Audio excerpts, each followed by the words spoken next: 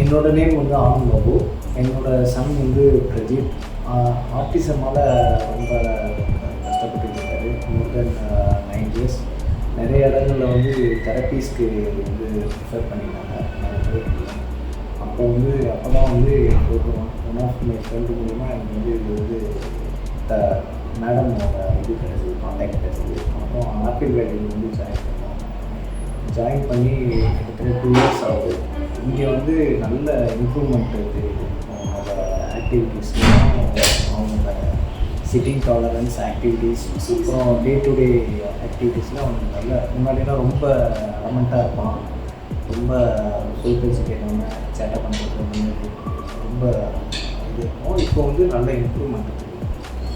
ஃபர்தராக இங்கே வந்து நல்லா க்ரோத் இருக்குன்னு நான்